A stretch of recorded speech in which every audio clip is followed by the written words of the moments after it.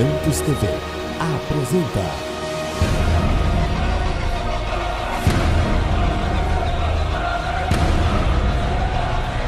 mensagens que edificam.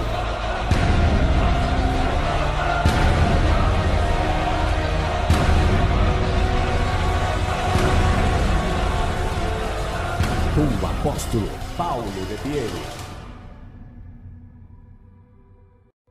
Versículo de número 1 diz assim: E sucedeu que depois disso, os filhos de Moabe, os filhos de Amon, e com eles alguns outros dos amonitas, vieram a peleja contra Josafá. Então vieram alguns que deram aviso a Josafá, dizendo: Vem contra ti uma grande multidão da além do mar e da Síria, e eis que já estão em Hazazon Tamar, que é em Gedi. Então Josafá temeu e pôs-se a buscar o Senhor, e apregoou jejum em todo Judá. E Judá se ajuntou para pedir socorro ao Senhor. Também de todas as cidades de Judá vieram para buscarem o Senhor. E pôs-se Josafá em pé na congregação de Judá e de Jerusalém, na casa do Senhor, diante do pátio novo. Quem tem ouvidos para ouvir, diga glória a Deus. Aqui nós estamos olhando a história de um homem que o Senhor o levanta para reinar, um homem que Deus escolhe para marcar o seu tempo, para marcar a sua história. Quando eu olho para esses personagens da Bíblia e vejo o que Deus queria através de cada um deles, eu logo trago o que Deus desejava acerca deles para a minha vida, e eu quero que você entenda que assim como Deus marcou a vida de Josafá, Deus queria algo ou algumas coisas específicas através de Josafá, Deus também sempre tem coisas específicas através de mim e de você. Josafá era um homem que foi marcado pelo Senhor, para que ele pudesse conduzir, para que ele pudesse levar o povo do Senhor, além de tomar posicionamento diante de todas as coisas que Deus havia prometido, mas também a andar na presença de Deus. Então Deus tinha um propósito na vida de Josafá, assim como Deus tem um propósito na minha vida e na sua vida. Mas não é porque Deus tem propósito na minha vida, não é porque Deus tem propósito na sua vida, não é porque Deus tem propósito em nossas vidas, não é porque Deus tem algo a fazer através de mim ou a fazer através de você, não é porque eu e você reconhecemos o Senhor como o único e suficiente Salvador, não é porque eu e você descemos as águas do batismo, não é porque eu e você talvez temos um cargo na igreja, fazemos alguma coisa na igreja ou somos ministros do Evangelho, não é porque eu e você somos marcados pelo Senhor para uma coisa específica que nós não vamos ter dias de muitas adversidades.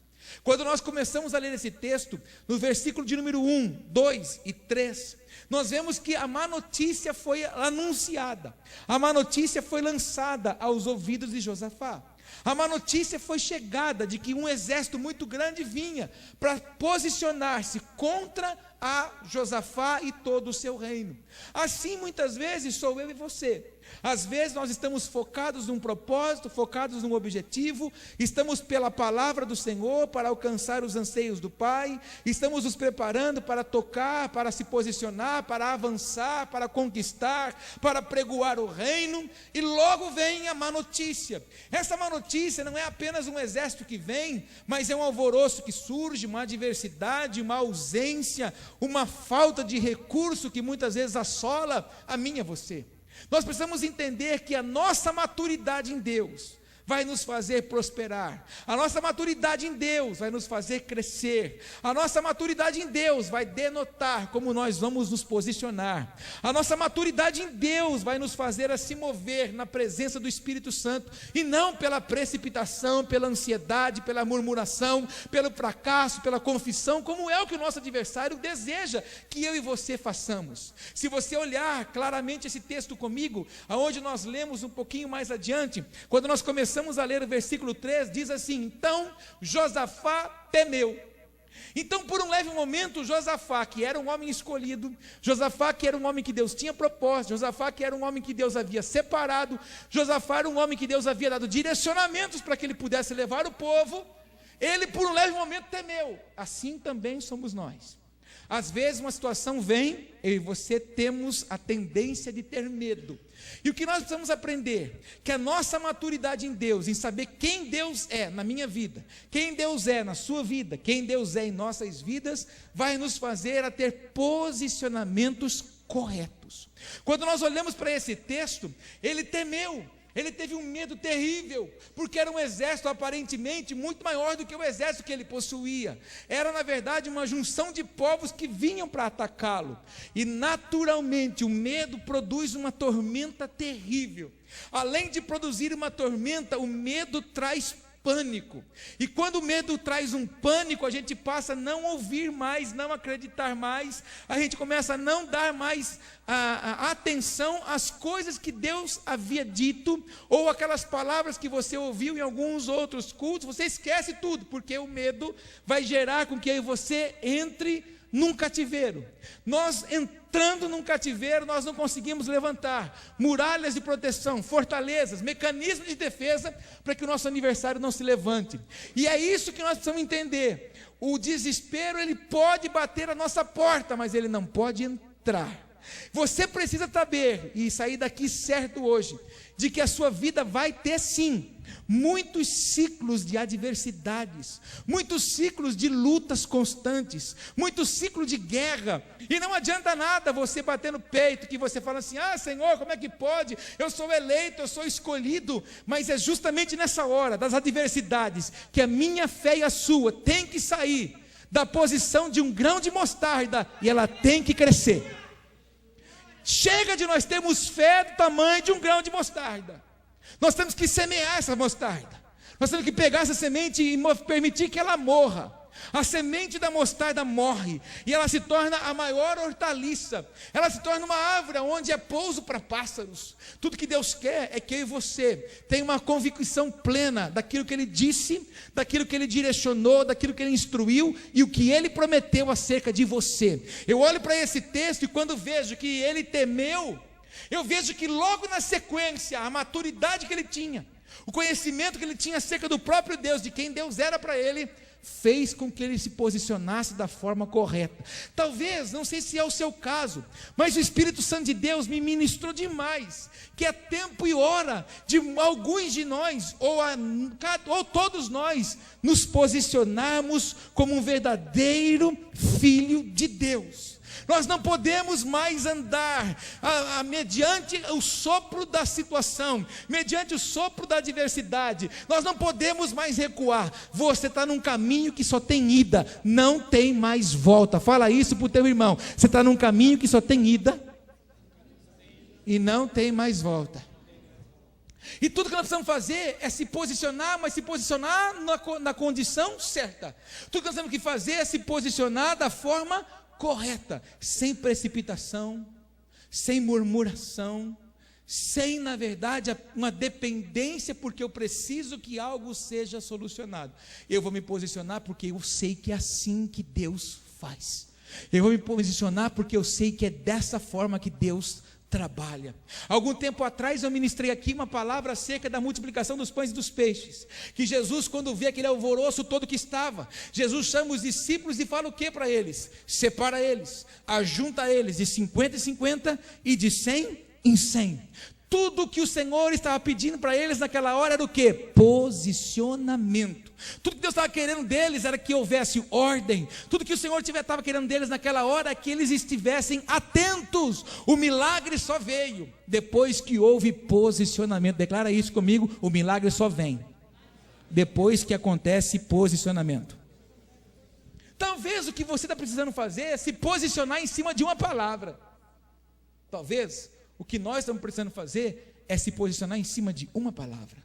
Eu não posso falar dos outros, eu preciso falar da minha vida para ser um arrimo de fé para você. Mas por diversas vezes eu recebi palavras, por diversas vezes eu recebi afrontas de pessoas, dizendo que essa igreja nunca seria nada. As pessoas disseram para mim, no primeiro ano dessa igreja, que a gente não passaria o primeiro ano aqui. Para a honra e glória do Senhor, nós vamos completar 10. Não 1. É claro que as adversidades foram muitas e vão ser outras ainda, porque o reino de Deus é tomado à força. Mas o que você precisa entender é que nós precisamos nos posicionar, reconhecer a palavra que Deus disse a meu respeito, a seu respeito. A palavra de Deus diz que eu e você somos mais do que vencedor nele. Para sermos mais do que vencedor nele, não é apenas carregar uma Bíblia, mas sim se posicionar pela palavra dele. Não é apenas dizer que eu vou numa igreja e ter uma credencial de membro de igreja, mas eu preciso ter uma vida posicionada nele, que não sai para a esquerda nem para a direita sem ele me orientar. Deus disse para Josué: Josué, você conhece o povo que você vai levar. Josué, você conhece esse povo como deu trabalho para Moisés, mas uma coisa eu vou te dizer: ser forte, ser corajoso, tenha bom ânimo, mas não se aparte da sua boca a lei, e não vá para a esquerda nem para a direita. Por quê? Tinha que haver posicionamento na promessa. Você, Josué, vai levar esse povo a tocar na terra prometida. Através de você, muitos outros tocarão também na terra prometida, que é a salvação em Cristo Jesus, o Senhor. Fala para o teu irmão: através de você, muitos alcançarão a salvação. Fala para ele: desde que você se posicione. Você percebe que quando o nosso adversário se levanta contra mim, contra você, ele não se levanta com um cisco, ele se levanta dizendo assim: ó, está indo um exército poderoso contra você. Ele já manda uma notícia para que você recue. Ele já manda uma notícia para que você já se dê por vencido. Tudo que o adversário queria que o Josafá dissesse era assim: Deus, cadê o Senhor nessa hora? O meu exército é pequeno, esse exército que vem contra mim agora é muito grande, e o que nós vamos fazer agora? Senhor, eu já sou derrotado. Não quer que eu e você faça como aquelas 10 famílias que estavam lá em Israel, estavam sobre as montanhas, aonde o rei Herodes ameaçou se posicionar. Isso não está escrito na Bíblia, porque é um rabisco judaico. Eles estavam na fortaleza de Massada. Herodes manda notícia de que ele estava tomando aquela fortaleza. Os judeus esqueceram de que eles serviam o Deus dos milagres. Os judeus se esqueceram que eles serviam o Senhor dos exércitos. Então o que eles fizeram? Eles lançaram sorte entre as 10 famílias. E o primeiro que saiu ficou por último para se matar. E um ia matando o outro, e assim a sua família. Quando Herodes vence a fortaleza de Massada, que é um negócio muito gigantesco, nós vamos lá o ano que vem. A gente sobe de teleférico lá, vai 50, 60 pessoas dentro de um bondinho subindo para poder ver essa fortaleza. É um lugar imenso. A gente fica 4h30 lá em cima para conhecer toda a estrutura. Escute, quando Herodes chega naquele lugar, ele encontra as 10 famílias mortas no chão. Porque naquele momento, a má notícia de que o adversário vinha, mas se aquelas 10 famílias tivessem se posicionado, sabendo que o Deus de Israel, Deus de Abraão, Deus de Isaac e de Jacó, que já havia dado diversos livramentos para Israel, os livraria ele também. Deus livraria. Deus não pode fazer o que eu não sou capaz de gerar. Deus não pode entrar na guerra quando eu não sou capaz de combater. Fala isso comigo: Deus não entra na guerra quando eu não me sinto capaz de combater. Se eles tivessem permanecido ali, em vez de se lançarem sortes para se matar, para se automutilar, eles tivessem orado, dado as mãos e clamado ao Senhor, Deus entrava com providência. Hoje, o exército de Israel, quando o menino, quando a menina, quando o moço se forma, ele sobe na fortaleza de Massada. Lá eles oram ao Senhor, dizendo assim: Senhor, nós rogamos o teu nome, e Massada nunca mais. Sabe o que eles estão dizendo? Se acovardar diante do inimigo, nunca mais, porque nós reconhecemos o tamanho do nosso Deus e o poderio do nosso Senhor. Tudo que você precisa saber é sair daqui certo hoje. Você sabe, mas precisa ser chamado a atenção disso hoje. Reconheça o tamanho do seu Deus, reconheça o poderio que há no seu Senhor, que é Senhor dos senhores, que é Rei dos reis, que é poderoso, onipotente, onisciente, onipresente, e fará coisas extraordinárias para mim e para você. Se o seu inimigo está dizendo que vai vir para abalar as estruturas, diga para ele que o seu Deus já destruiu todas as artimanhas dele, em nome de Jesus de Nazaré. Aleluia! Esse é o nosso Senhor, que trabalha por aqueles que nele esperam. Então aqui, quando ele teme, ele na verdade se lembra de que ele tinha um Deus que era todo poderoso. Aí no próprio versículo 3 que você leu comigo, olha o que ele fala: E então Josafá temeu e pôs-se a buscar o Senhor, e apregoou jejum em todo o Judá. Olha o que ele fez. Quando ele vê que a situação adversa veio, ele teme, ele se lembra quem ele servia, ele se lembra dos milagres anteriores, ele deve ter se lembrado daquilo que os pais dele haviam contado acerca do Deus de Israel, o Deus que tirou o povo do Egito. Por mais distorcida que a história possa ter ficado pela negligência dos pais que você ouviu domingo aqui na igreja, mas ele se lembrou da grandeza do Senhor. E o que ele fez? Ele se pôs a buscar o Senhor. Onde é que ele foi? Buscar o Senhor. No desespero que ele fez? Buscar o Senhor. Na angústia que ele fez? Buscar o Senhor. Na falta de recurso que ele fez? Buscar o Senhor. E quantas vezes nós, quando passamos por momentos adversos, não fazemos isso? Eu preciso te falar uma coisa. Repete comigo: a adversidade vem para todos. Agora fala assim comigo: posicionamento também é para todos, mas só alguns desejam fazer isso. Alguns se posicionam de outra forma. A crise financeira veio, não busca o Senhor, busca a financeira. A crise financeira vem, não busca o Senhor, busca o agiota. A crise financeira vem, não se prostra diante do Senhor e fala: Deus, me mostra onde é que está errado. A adversidade surgiu, nós logo vamos pedir para que os outros, na verdade, possam resolver as nossas coisas. Se a adversidade vier, pode buscar o Senhor, que está esperando o seu clamor. Na verdade, Ele nunca desamparou a mim e você, e vai desamparar. O que muitas vezes nós precisamos entender é que há um distanciamento entre o homem e Deus por causa do nosso pecado, por causa da nossa falta de vontade de buscar a Ele. Ele não é apenas um Deus que supre o que eu preciso, Ele é um Deus galardoador daqueles que nele esperam e naqueles que nele buscam. É um Deus que traz uma palavra, que é um Deus que traz estratégias. Eu sempre falo isso para quem trabalha com negócio, para quem tem empresa, para vocês que são todos empresários, em nome de Jesus. O seu produto é o melhor, e você precisa acreditar naquilo que ninguém acredita. Eu disse isso para um irmão outro dia: se Deus tiver que fechar os seus concorrentes para que você seja próspero, Ele vai fechar para que você prospere. Ai, apóstolo, vai quebrar as outras empresas. Irmão, Deus tem um compromisso com quem tem compromisso com Ele. Vou falar de novo, você não entendeu. Deus tem compromisso com quem tem compromisso com Ele. Um dia Ele disse para mim, para a profetisa Márcia: cuidem das minhas coisas, que das coisas de vocês cuido eu.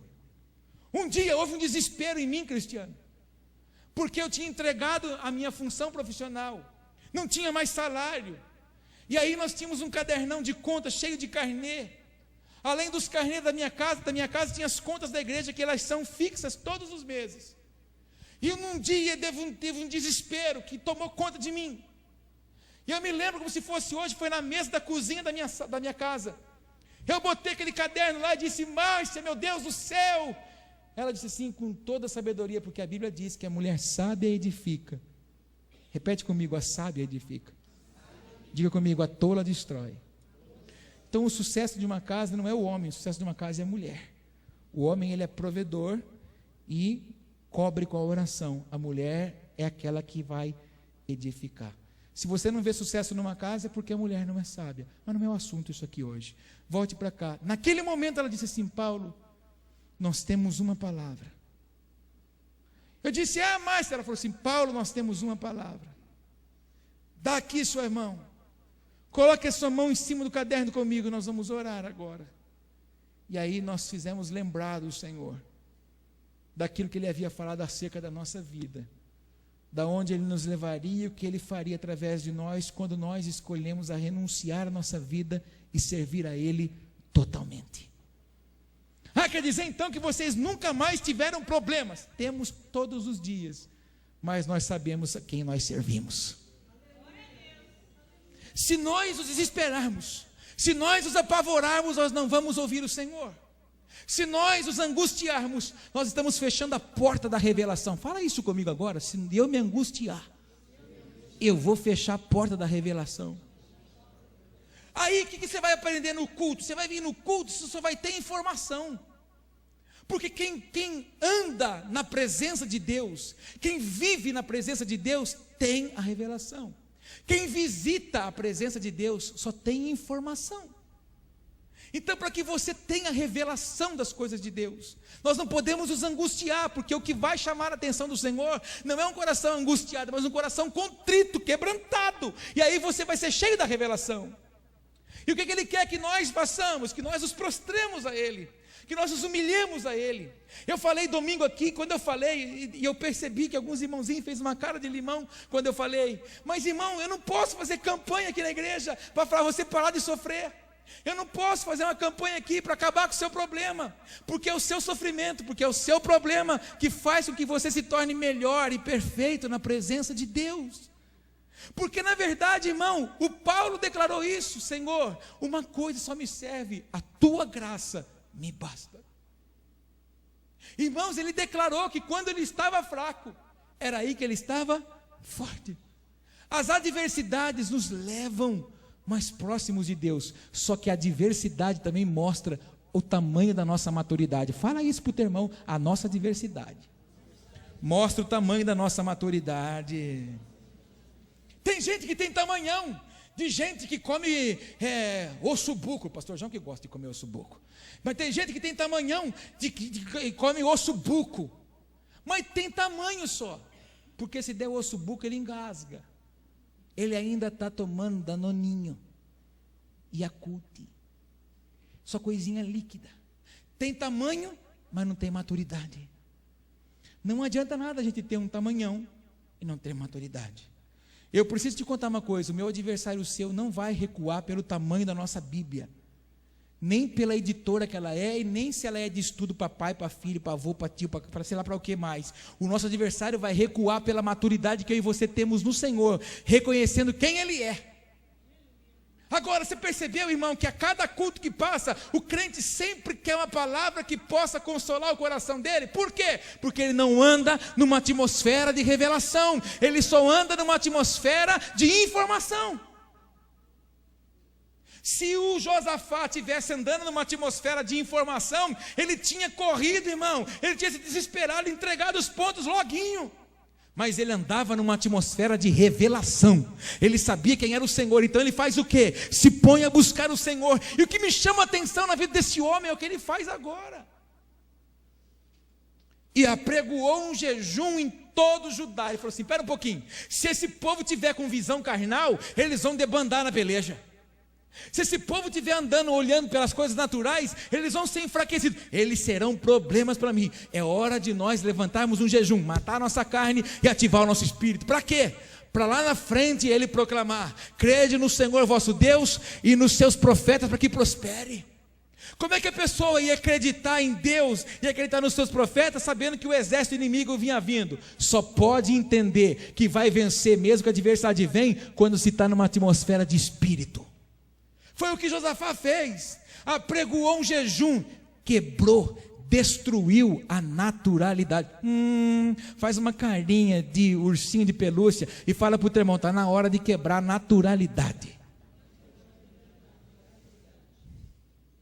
Você já percebeu que de vez em quando a crise vem e você fala assim: deixa eu ir na igreja buscar uma palavra. Espera um pouco, a palavra você já tem.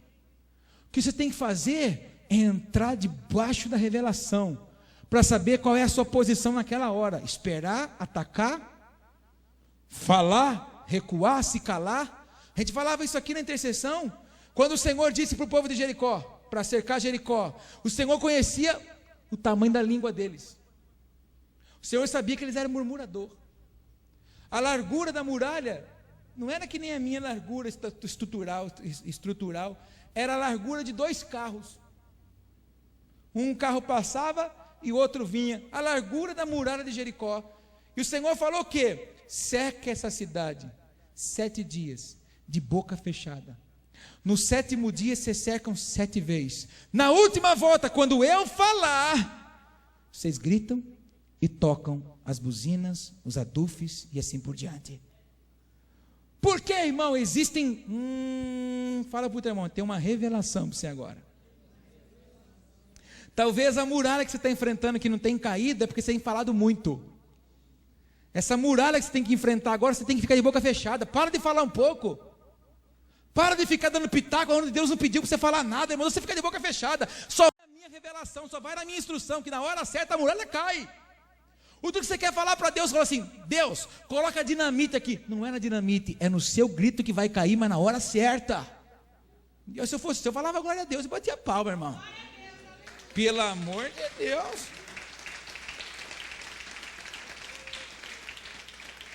Irmãos, tudo que o Senhor falou para eles, se vocês continuarem olhando para o natural, essa muralha não vai cair. Então anda no sobrenatural, rodeia ela, demarca território. Você já demarcou o território? Você já olhou para a sua adversidade, já falou para ela que ela está vencida?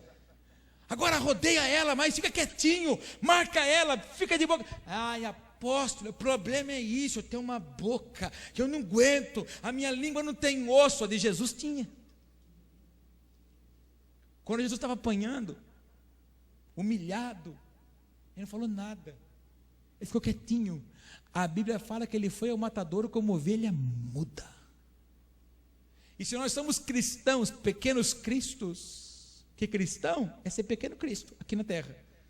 Se nós temos que fazer o que ele fazia, nós temos que aprender a passar. Deixa eu falar uma coisa, não sei para quem é isso aqui, mas olha para mim que tem um negócio para você aqui, ó. Eu falei isso aqui para profetizar mais outro dia, mas cabe agora que o Espírito Santo me lembrou. Obrigado. Judas, não se vence ele na cruz. Judas se vence no amor. O nosso problema é querer que os Judas que se levantam para cutucar a gente quer ver o fim deles.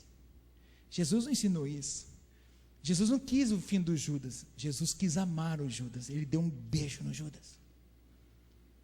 Enquanto você tiver ódio dos seus adversários, dos seus inimigos, daqueles que te humilham, enquanto você tiver ódio daqueles que passam você para trás, enquanto você quiser vingança em cima daquelas pessoas, Deus não pode te honrar. Pô, você está falando uma heresia. Não, Jesus beijou a face do Judas e disse o que para ele? Amigo. Venceu o Judas no amor. Jesus não mandou o Judas se matar. O amor constrangeu ele, que ele não suportou. Quer vencer o seu inimigo? Quer vencer seu adversário? Quer vencer aqueles que te afrontam? Ama-os. Não precisa pedir vingança para Deus. Você não precisa pedir justiça, porque não é você que faz. Quando você pede justiça com a sua mão, essa é oração de feiticeiro. Meu Deus do céu, toma posse disso. Olha para aqueles que estão te afrontando, ama eles, como se você amasse as pessoas que te fazem bem. E aí você vai ver que você vai ser honrado, honrada. Deus vai trazer tudo de volta, restituído 7 vezes mais, porque Deus trabalha assim, na sua mão, no tempo oportuno dele, em nome de Jesus. Fala para o irmão do seu lado: vença o seu Judinha com o amor, em nome de Jesus. Tem alguém que glorifica a Deus por causa disso ou não?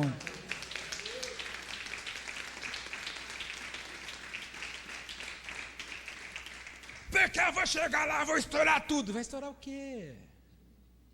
Porque eu vou chegar lá, eu chego lá, porque eu mando, porque eu falo, porque eu sou bom. Você é nada. Pó, você é pó. Você pode deitar hoje e não acordar mais. Você é pó, você não é nada. Você é quando você age no Espírito, aí você é. O homem se torna verdadeiramente grande quando ele anda no governo do Espírito. Aí ele é grande. Senão, ele não passa de um cisco, de uma coisinha natural. Quando Jesus distribui os talentos, usa aquela parábola, e segura aqui que é uma pedra isso aqui, ó. Um deles pega um. E o que ele faz? Esconde aonde? Na terra. Terra, símbolo de mundo. Olha o que ele fez com o talento. Enterrou na terra, se perdeu com as coisas do mundo. Não é porque era um que não podia granjear 2, podia granjear 10 com 1, porque o mínimo é o suficiente para Deus multiplicar. Mas o que ele fez? Ele se contaminou com as coisas terrenas, e nós estamos assim, ó, prontinho para cair. Tudo que o diabo quer é que você caia nas coisas terrenas. Tudo que o diabo quer é que você só enxergue as coisas naturais. Tudo que o diabo quer é que você só enxergue as coisas impossíveis. Tudo que o diabo quer é que a gente só enxergue portas fechadas. Dá o seu passo que as portas já estão abertas. Dê você o direcionamento necessário segundo aquilo que Deus quer acerca de você. Para de querer ficar instruindo o Senhor, não precisa. Josafá fez isso. Josafá então ajuntou, versículo 4, não, volta no 3 por favor, querido. Versículo 3, então Josafá teve medo, pôs-se a buscar o Senhor e apregoou jejum em todo Judá. Agora sim, muda para mim por favor no 4, olha o 4. E Judá se ajuntou para pedir socorro ao Senhor, de todas as cidades de Judá vieram para buscar o Senhor. Escuta aqui, a posição do Josafá atraiu as pessoas a buscar a Deus. Por que a nossa família não anda com a gente? Porque ela não vê a gente fazer diferente. Porque elas ainda vê a gente se desesperando no meio das crises. Porque ela não nos vê se posicionando da forma certa no meio das adversidades.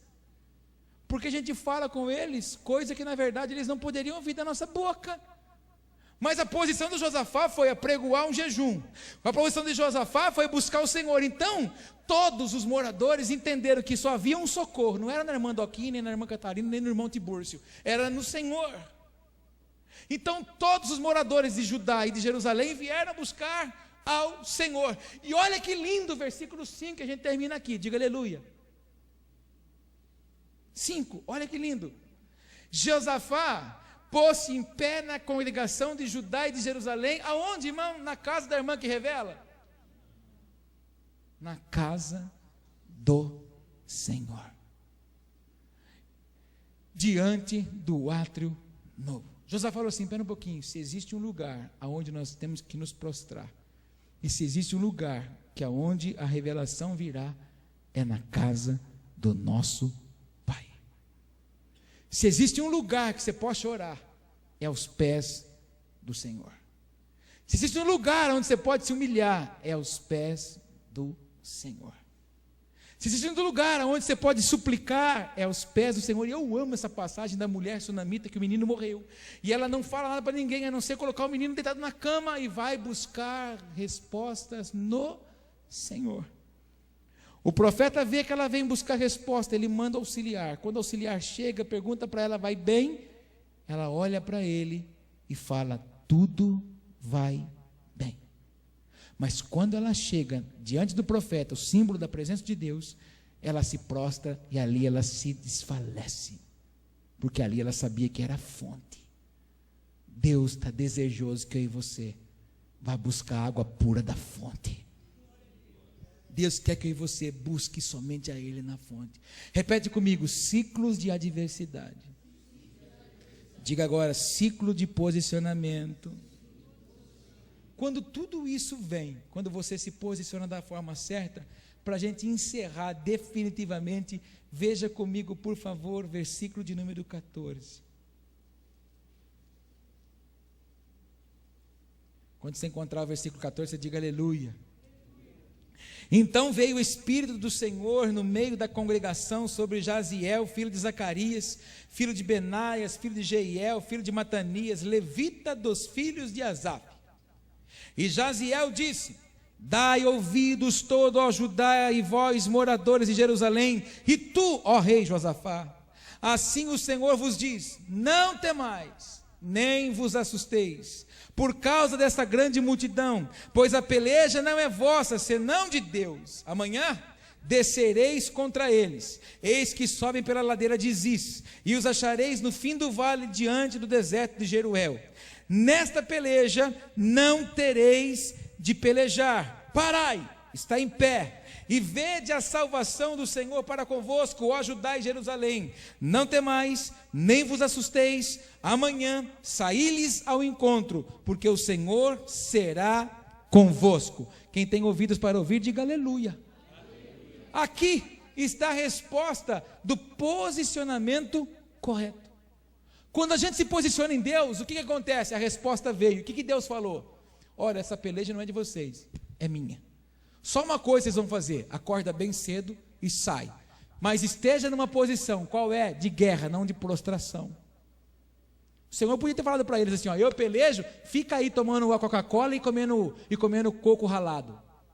Podia ter falado isso para eles, comendo a rapadura. Não. Se levantam, saem ao encontro do seu adversário, mas a peleja é minha.